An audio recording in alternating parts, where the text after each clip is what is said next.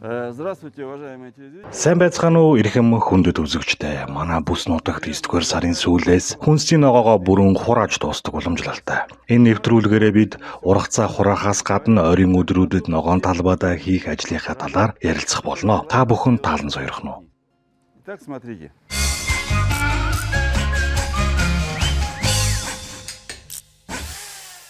В саду наблюдается... Манай цэцэрлэгийн бүх жимс-жимсгний мод буддын навч шарлжглаа. Навч хатгаараа унаж эхэлдэг, өөрөөр хэлбэл модод навцсаа гөвж байна. Мод өвлжөхдөө бэлтгэн навцсаа гөвөх нь байгалийн хууль. Бид эдгээр навцсыг цэвэрлэх ёстой. Учир нь навчин дор хортон шавж өвлжих эрсдэлтэй байдаг. Хураасан навцсаа нэг бол барникта хийх, эсвэл компост болгох хоёр арга зам байна. Мэдээж бордоо болгон задлахад навцс эрүүл байх ёстой гэдгийг мартаж болохгүй шүү. Навцсаа тармуурын тусламжтай гар цэвэрлэх болно. Би хоёр төрлийн тармуур та бүхэндээ танилцуулах болно. Энэ тармуурыг би 20 гаруй жил хэрэглэж байна. Шүд хоорондын зайгийг тохируулж болдог. Навч хураахад маш тохиромжтой. Магадгүй навцс бүрэн хагдарч дууссан хойно хурааж болно л доо. Модод бүрэн нүцгэрч навч унж дуусахаар их овоорчхон шүү дээ. Тиймээс эртнээс баг-багаар нь цэвэрлэж байсан дээр байхаа. Одоо модныхоо үндэсний тойрогтой тариалсан ургамлуудын талаар ярьж өгье. Хүмүүс ер нь олон төрлийн ургамлууд тарьдаг, сонгонж тариалсан байсан. Харин би баран навч буюу Tigravia listia цэцэг тариалсан байгаа.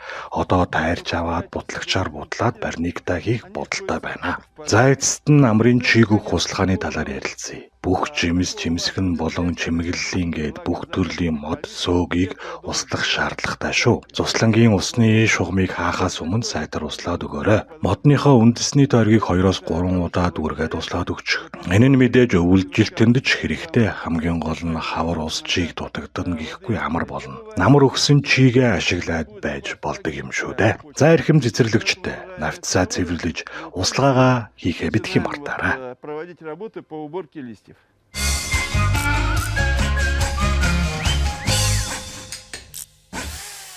Начал желтеть лист и у черной и красной смородины.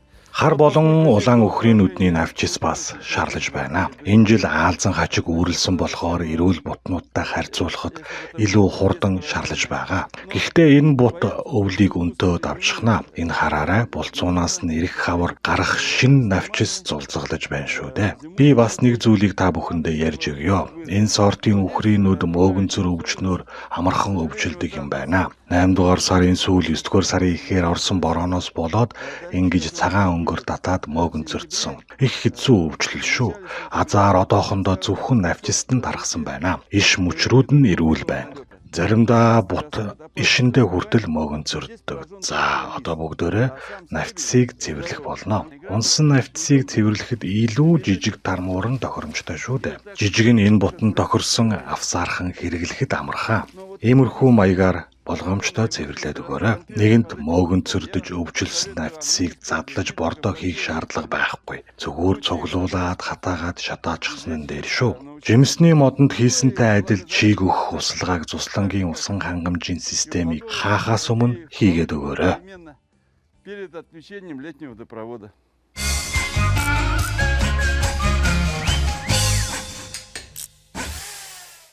Несмотря на то, что снаружи еще тепло, доходит до 18. Хэдийгээр гадаах 18-аас 20 хэм хүртэл дулаан байгаа ч шөндөө 5 хэм. Зарим газар түүнээс ч бага температуртай байна. Тийм болохоор хүлэмжийнхээ бүх ургамлыг хурааж хүлэмжээ цэвэрлэнэ. Эрэх тариалангийнхаа улиралд бид намраас эхлэн бэлдэх хэрэгтэй шүү дээ. Мөн хүлэмжийн хөрсийг ч амраах хэрэгтэй шүү. Одоо манай хүлэмжин зөвхөн хувингийн гүзээлзэг нь л ургаж байгаа.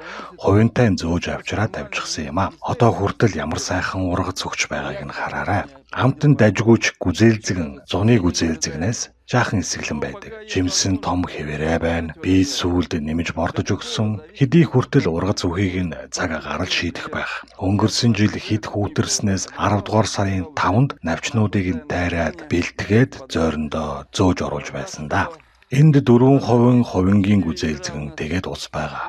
Усаа хүлэмжийн температурт хүрч халахаар нь услаад өгнө. Гүзээлзэгнүүдийг бол төрөнд байрлуулсан байгаа. Удахгүй хүлэмжийн хөрсөнд ариутгал хийх болно. Энэ хүлэмжээ бүхэлд нь ариутгахна. Хүлэмжийн хөрсний тухай хэлэхэд эрүүл шим сайтай байсан ч ариутгал хийгээд өгөхөд гэмгүй шүү. Ийм ногоон шошготой 1 литр MMX бэлтгэлийг 200 литр усанд хийгээд хольж хутгаад өгөөрэй. Айлууд ногоон талбайдаа торох буюу боожга тавьчихсан байдаг. Тэрэндээ л найруулж хараа. Услахаасаа өмнө хүлэмжийнхаа хөрсийг сайтарч сэрэгжүүлээд өгөөрэй. Тэгвэл бэлтгэл хөрсөнд илүү сайн шингэдэг юм аа. Цэцэг услагчаар ингээд бэлтгэлээ хийгээд услаад өгөөрэй. Шал баг тогтох хүртэл нь услаад өгөх юм шүү. Энэ бэлтгэлээр би өнгөрсөн жил ч гэсэн ингэж услаж байлаа. Энэ жил илүү сайн үр дүнгээ өгч байгааг нь харагдаж байна. Ингэж хөрсийг эрүүлжүүлж халдваргүйжүүлдэг юм аа. Улмаар хөрсөө солих шаардлагач гарахгүй. Бэлтгэл найруулсан 200 литр усаараа хүлэмжийнхээ мандлыг дуустал нь услаж өгнө шүү. Мэдээж хүлэмжийн байгууламжаач гэсэн ариутгах ёстой. Ялангуяа модон каркацтай бол хортон шавж үүрэлсэн байдаг юм шүү. Би өмнө нь янз бүрийн хөхөрт бэлтгэл Серна Яшашки хэрэгэлдэг байсан. Таач бас хөхрийн бэлтгэл янз бүрээр хэрэглэж байсан биз дээ. За энэ бол арай орчин үеийн хөхрийн шахмал брикет Димакур байна. Олон хүмүүс хэрэглэж байгаа бах. За хөхрийн бэлтгэл хэрэглэхэд ганцхан хүндрэл гардаг нь хүлэмжиндээ уугуулахаар гэлгарууд нь наалдаад дараа нь арилгахад жаахан хэцүү болчихдог. Тиймээс өөр нэг бодисыг санал болгоё. Хүлэмж цэвэрлэх орчин үеийн угаалгын бодис юм аа. Цэвэрлэх ариутгах зориулалттай жижиг шүргшигчэнд хийгээд сайтар цацаад шүшээд өгөхөд л болно. Болж өгвөл гэлгаруудаа биш хүлэмжнийхээ каркасыг сайтар сайн шүшээрэй. Ялангуяа модон хүлэмжтэй бол бүр сайн шүшиж өгөх юм шүү. За эрхэм үзэгчдээ хүлэмжээ суллаж хөрсөн амраах болцоог олгоорой. Мөн хүлэмжийн хөрсний ариутгалыг хийгээд өгөөрэй. Ямар ч тохиолдолд ариутгал хийж өгөхийг бодоорой. Гадаа хүүтрэхээс өмнө харин ариутгалаа амжиж хийгээрэй. Пока тепло.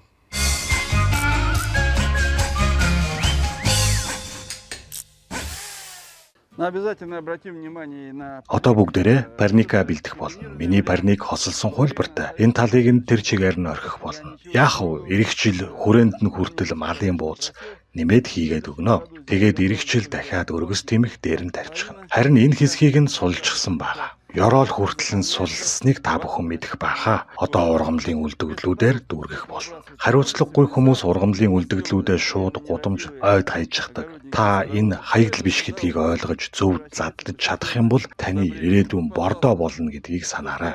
Энэ хардаа 2 жил задарч байгаа бордоод хөрс болсон байгааг нь харцгаа. Би хавар шигшээд нарийн хөрсийг нь ашиглах болно.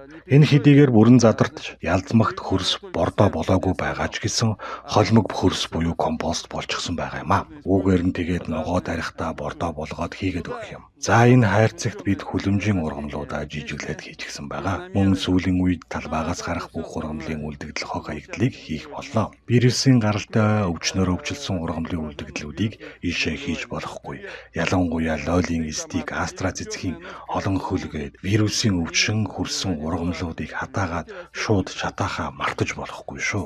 Үлдсэн бүх үлдэгдлүүдийг нь харин ийшээ нэмж өгнө. Энэ гэхэд л өнгийн иш байна. Энэ жил бороотой байснаас маш их ургасан мопис буюу мокриц байна. Байцааны навч зэргийг хийсэн байгаа. За тэгээд моддын навцсыг ийшээ хийх болно. Тэгээд энд байгаа компостны ялзмгаа хөрс авчирч ийшээ нэмж өгнө. Өвөлдөө галтгооны хаягдлуудыг ч нэмнэ.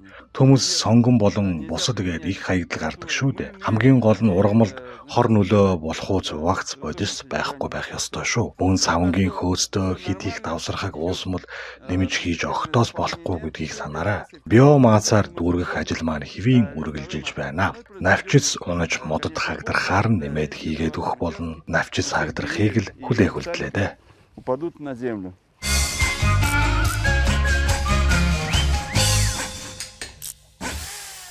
Ургамал ногооныхоо үлдэгдлийг жижиглэх ажлаа дуусгацгаая. Хүрлэмжийн ургамлууд болох чинжүү, баклажан, улаан лойл зэргийн хаягдлыг жижиглэх бол. Харин өргөст хэмхийн иш навчийг нь бол хатааж байгаад шатаах болно. Тэгээд моддын зарим мөчрийг нь жижиглээд өгнө. Уг нь моддын мөчрийг хавар засаж тайрдаг боловч явхад саад болоод байгаа болохоор нь би тайрчихлаа. Викинг жижиглэгч нь 2 см хүртэлх диаметртай мөчрийг асуудалгүй жижиглждэг. Жижиглэж үрдэс болгоод ирэхээр нь парниктаа нэмээд өгчих нь болж өгвөл ёроолд нь дэмсэж үүсэж өгөх юм шүү. Модны үндэсний тойрогт ургуулсан баран сараан буюу тигровый лил цэцгийг би одоо жижиглэх болно. За ингээд хамтдаа хэрхэн жижиглдгийг нь харцгаая. Тэгээд задлаж ялзмаг болгон бордоод хөрс бэлтгэх болно шүү. Давайте измельчим и...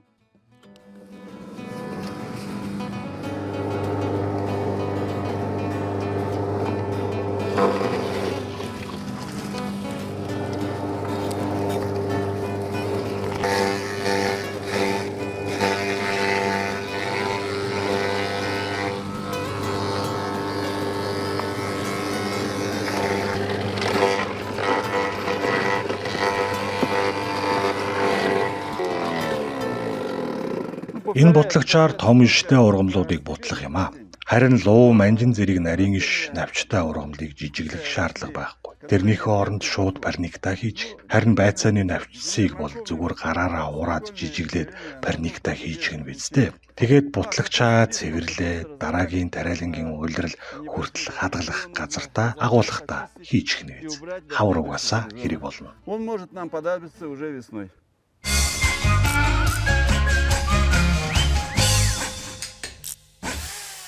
Ну, я надеюсь, мы с вами полностью высушили. Та бүхнийг сонгон болон саримсаа бүрэн хатаасан гэдэгт найдаж байна. Тэгвэл одоо зойрондоо хийцгээдэ. Зойронд хийхээс өмнө энэ хоёр ургамал дараах шаардлагыг хангасан байх ёстой гэдгийг хамтдаа шалгацгаая. За, үрээр тариалсан строн болон ирээд борон сортын сонгон энэ байна. Сонгоны булцуунууд нь 50 граммын жинтэй яг тохирсон хэмжээтэй байна. Мөн гараараа тэмтэрхэд ийм шаржигнсан чимээ гарах ёстой, мөн заавал хальстай байх ёстой. Энэ шаардлагыг хангаж байгаа бол зойрондоо хийж гэж болно. Ер нь улаан сонгон энгийн сонгоноос илүү сайн хадгалалтаа 1-2 дугаар хоол гэхээсээ илүү салаатанд хийхэд илүү тохиромжтой байдаг юм а. Харин муутсан сонгоныг хэрхэх тухайд энэ ялзарт муутсан хэсгийг нь дайрч аваад хүнсэндээ хэрэглэж болно. Харин ялзарсан хэсгийг нь бол хаячих. Өвчлөлөөс сэргийлэх зорилгоор хаяснаас шатаасан дээр байх. Эсвэл өвчлсөн талыг нь шатаагаад эрүүлийг нь хүнсэндээ хэрэглэж гэж болно. Зойрондоо эрүүл сонгонуудтай хамт өвчлсөн сонгон хийж болохгүй гэдгийг мартаж болохгүй шүү. Expedition сортын сонгоны тухай одоо үргэлжлүүлэн ярья. Энэ жил Expedition сортын сонгоны ургац маш сайн байсан гэж олон хүн хэлсэн. Би ч гэсэн тэгэж бодож байна. Энэ сонгон 760 грамм жинтэй мэдээж үүнээс том эсвэл жижигч байгаа. Дунджаар сонгоны хэмжээ 600 грамм орчим. 9 дугаар сарын ихээр хураасан болохоор удаан хатаах шаардлагатай болсон. Одоо харцгаая. Үндэс нь хатсан байна. Мөн өнөөх шаржигнсан дуу гарч байна. Булцуун хатуу, нэгтрэл сайтай, зузаан халистай байна. Энэ Expedition сортын сонгоныг хадгалахад асуудал гарахгүй. Харин гүйцэд боловсроогүйгээс хальсан бэхжээгүй ийм сонгоны булцуун удаан хадгалалтаадгүй. Тиймээс ойрын үед хоол хүнсэндээ хэрэгжилчихээрэй. Ийм сонгоныг хадгалах хэрэггүй. Тэгээд ч бас муутсан сонгон байна. Хэрхэн тодорхойлох вэ гэвэл бүрэн хатаагүй дараад үзэхээр зөөлхөн байдаг. Ийм булцууг цэвэрлээд муутсан зөөлөн хэсгийг нь аваад галд хийчихээрэй. Үлдсэнгийн хоол хийхдээ ашиглаж болох байх. За, сонгоны тухай ярихад ийм байна. Харин одоо сармисны тухай ярилцъя. Үрийн болон хүнсний гэсэн хоёр төрлийн сармис байдаг.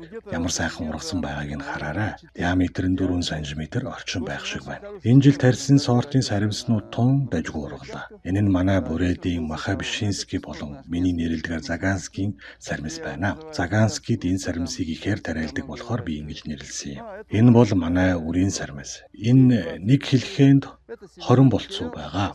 Одоо зойрондоо хийж хадгалаа 5 дугаар сарын эхэнд тариалахтаа гаргаж ирнэ. Эрхэм тариаланч та.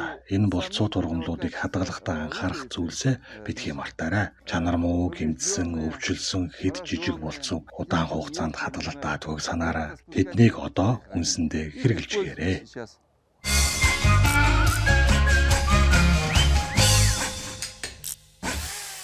Ну и предлагаю в ближайшие дни, причем не обязательно... Мөн ойрын өдрүүдэд ирэх 7 хоногтоор багтаад байцаагаа хурааж дуусгах юм шүү. Уламжлал ёсороо би хэд хэдэн төрлийн байцаа тариалсан. Даршлах зориулттай дунд болцсон Краупман болон Мегатон, дунд болцсон хадгалалт сайн даадаг Харикен, Итан, Иринда сортууд байгаа. Мөн хожуу болцсон Московская, Познея болон Амтракт, Ленокс зэрэг сортуудыг тариалсан. Түнчлэн улаан болон хожуу болцсон цэцэгт байцаа тариалсныг мэдэх байхаа. Байцаагаа одоо хөлдөөгүй байгаа дээр нь хураачсан дээр шүү.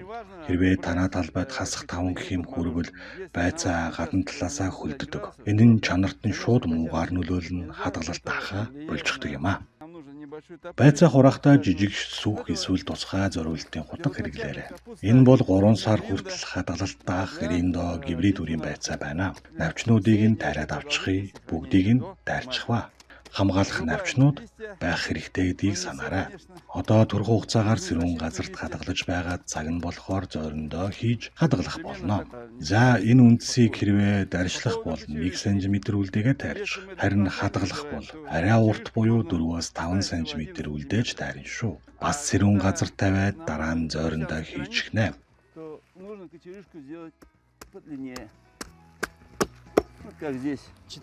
Риндо гибрид үрийн байцаа нэг хэмжээ жижиг, шинээр нь хэрэглэхэд тохиромжтой. Харин энэ бол вегетарианка сортын улаан байцаа. Даршлах бус харин удаан хугацаагаар хадгалахад тохиромжтой. Энгийн байцаанаас хадгалалт илүү удаан даадаг, өөртөө их витамин С агуулдаг болохоор өвөл хэрэглэхэд ач тустай, салаад хийхэд зориулагдсан байцаа да. За хамгаалах навчийг нь үлдээгээд мөн үндсийг нь 4-5 см урт байхаар бодоод дайрчихлаа.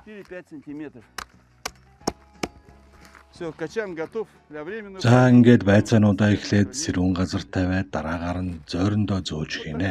Ойрын өдрүүдэд байцаагаа хурааж хадгалахаа битгий мартаарай. Магадгүй цагаагаар дулаан хэвээрээ байвал 10 дугаар сарын ихэнх хүртэл байцаагаа хурааж болохоор харагдаж байна. Байцааны үндэс ийм бүдүүн байдаг юм. Бутлавгчаар жижиглийг ихээр диаметр нь 4 см болохоор багтахгүй. Тиймээс сүхээр жижиглээд ялзмаг болгон задлаж, бордоод хөрс хийхдээ ашиглаарай.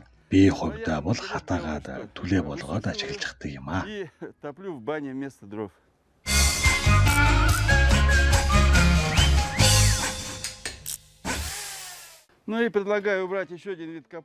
За дараагийн төрлийн байцаа болох брокколиг хураах цаг нь боллоо. Би олон төрлийн гибрид үр сортуудыг судалж тариалж байсан. Харин энэ мачо сорт шиг сайн ургаж байгаатай нь анхудаа таарлаа. Мачо үнэхээр хүчрхэг сорт юм аа. Энд 3 ургамал ургаж байгаа одоо хүртэл цэцэглэж байна, ургацаа өгсөөр байна. Хэрвээ үр тогтчвол хүнсэндээ хэрэглэх боломжгүй болдог болохоор цаг тухайд нь хурааж авах шаардлагатай байдаг юм. Тэгсэн ч салаам өчр дээр нь шинээр брокколи ургаад гараал ирдэг. Одоо хүүтэрч байгаа болохоор хурааж авахаас өөр арга алга. Гэхдээ би хэсэг хугацаанд ургуулж хүнсэндээ хэрэглэсээр байх бодолтой байна. Түүнийхээ дараа бутыг нь бутлагчаар жижиглэхэд хэтэрхий том болохоор сүхээр жижиглээд бордоо хийхдээ ашиглана гэж бодож байна. Ер нь байцааны навчийг малын тижэл болгон гахаа дахиа өхөртөө өгдөг л дөө. Миний тариалсан 6 төрлийн байцааны хамгийн сүүлийнх нь Калараби энэ байна. Энэ сортыг 6 дугаар сарын ихээр үрээр нь тариалж өгсөн. Энд 2 сортын Калараби ургаж байгаа. Мадоннаг нь би өмнө нь үзүүлсэн цагаан голтой, цагаан хальстай байсан. Харин одоо Павриха сортыг дахиад нэг үзүүлье. Тун өвөрмөц өнгөтэй байгаа биз дээ. Одоо навчнуудыг нь тастаад авчих тэгээд энгийн байцаатай хамт сэрүүн газарт хэсэг хугацаанд байлгаж байгаад зөөрөндөө хийх болно. Үндсийг нь тайрчгаарай. Өвөл хүнсэндээ хэрэглэнэ. Учир нь дархлаа унсан үед ханай томооноос сэргийлэх витамин С-ний агуулмж өндөртэй байдаг юм шүү. Каларабийн амтны хувьд манжин цагаан манжингийн амтыг санагдуулдаг, харамсалтай нь хадгалалт жаахан муу даадаг. Тиймээс хадгалах аргыг нь бас сурах хэрэгтэй шүү. Поэтому хранить тоже надо его уметь.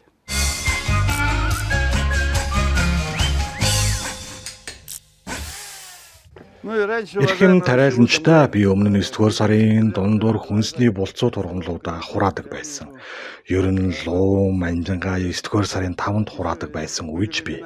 Харин одоо цаг агаар дулаарчээ. Тиймээс 9-р сарын сүүлээр бид хурааж авч байгаа юм аа. Маш ашиг тустай ургамлууд хоолны нэмэлт хажир болохоос гадна өвөл хаврын дурш хадгалан хүнсэндээ хэрэглэж болдог юм аа. Манжин болон луунгийн навчийг хүүтэн зохиулж болохгүй. Ойролцоогоор хас 2-3 хэм болж хүүтэн зохиулжхаар өвөл хадгалалт даахаа болжхдог манжингийн 3 гибрид үрийг би тариалсан.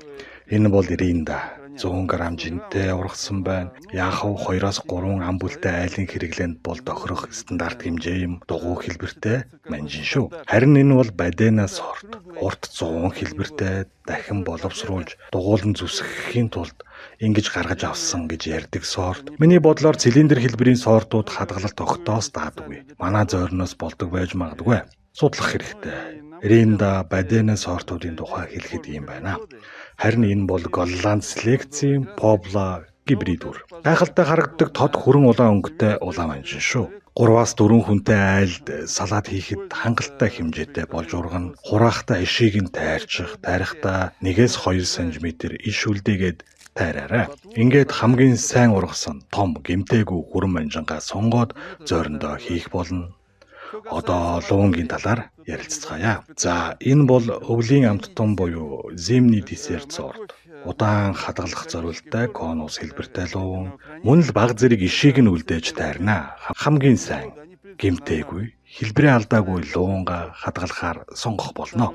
За, харин энэ бол улаан од буюу Krasnaya Zvezda гибрид үр байна. 2 дахь жилдээ тариалж байна. Конус гэхээсээ илүү хагас конус хэлбэртэй гэвэл илүү тохирно. Зарим нэг нь ингэж том ургадаг. Энэ гэхэд 300-400 г хүрчээ. Зарим нь 1 кг болон түүнээс дээш жинтэй ч ургадаг. Ийм том луунг хагас боловсруулсан бүтээгдэхүүн хийхдээ ажигласан дээр байхаа. Харин эднэр бол энгийн луунгийн хэмжээтэй луунгууд. Дашрамт хэлэхэд хэд том луун манжингийн амт жири манжингаас муу байдаг юм. Улаан луунгийн тухай яриагаа энэ хүрээд өндөрлүүлье. Харин одоо шар болон цагаан луун тариалсныгаа та бүхэнд үзүүлцгээе. Сейчас я их покажу.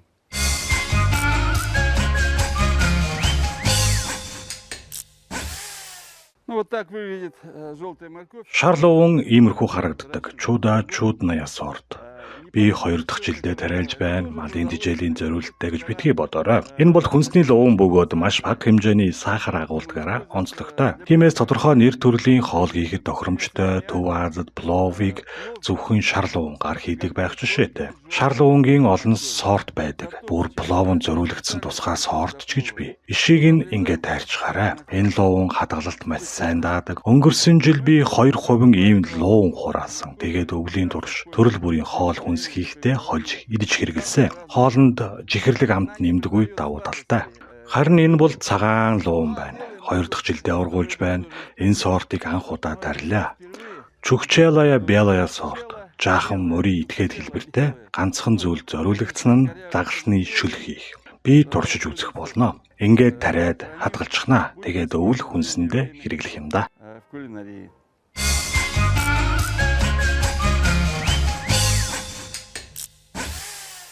Ну и также предлагаю Өнөөдөр яншуу, петрушка болон сельдерейга хураах болно. Навчит хэлбэрийг нь давслаад шүлний амтлагч хийж болдог. Харин булцууд хэлбэрийг нь тариалсан байгаа бол бидэнтэй хамт өнөөдөр хураагаарай. Энд яблочны булцууд сельдерей, игэл булцууд, яншуу болон танго, юта зэрэг ишт сельдерей тариалсан байна. Энэ бол яблочны сорт. За хараарай, гайхалтай булцууд үндэс байгаа үстэй. Багадаа л хагас килограмм жин татах байх.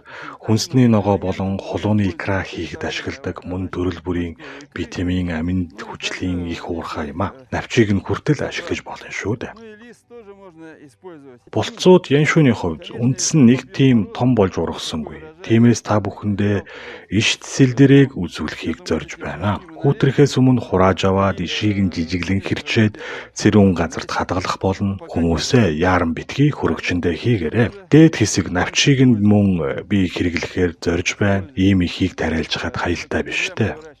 Гонд буюу укроп 100 тарьсан шүхэр сортын гонд байгааг та бүхэн харж байна. Ашгүй цагаагаар дулаахан байсан болохоор хэд хэдэн шүүхрээс үр гарч ирж амжихаар харагдаж байна. Тэгээд үрийг нь ногоод арилжлахдаа ашиглах болно. Үр нь бүрэн боловсрохоороо ийм хүрэн өнгөтэй болчихдог. Энэ хэвээрээ хэдэн өдөр дулаан байвал үр нь бүрэн боловсрчих юм шиг байна. За тэгээд төгсгөлд нь энд эрдиска тариалсан байгаа. Одоо хурааж аваад зойрондоо хийх болно. Би тусгаалan цагаан эрдиска тариалсан юм а.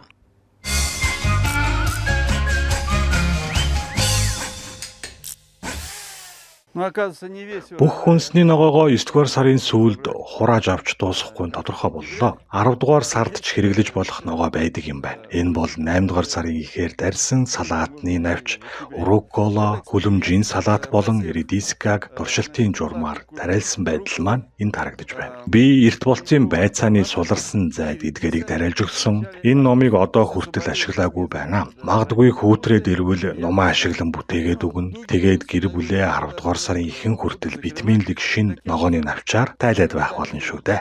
Редисканы хувьд ингэж ургаж амжлаа шүү дээ. Францын өглөөний цай гэдэг нэртэй сорт орой тарьсан гэхэд амт нь хэвэн байна. Тиймээс та шин ногоо, ялангуяа салаатны ургамлуудыг шинээр нь 10-р сар гартал хэрэглэхийг хүсэж байгаа бол 8-р сарын ихээр тариад нэг үзээрэй. Тэгээд нумаар бүтээгээд магадгүй 10-р сарын 10 хүртэл ургацсан аваад байж болно шүү дээ. 5 октября.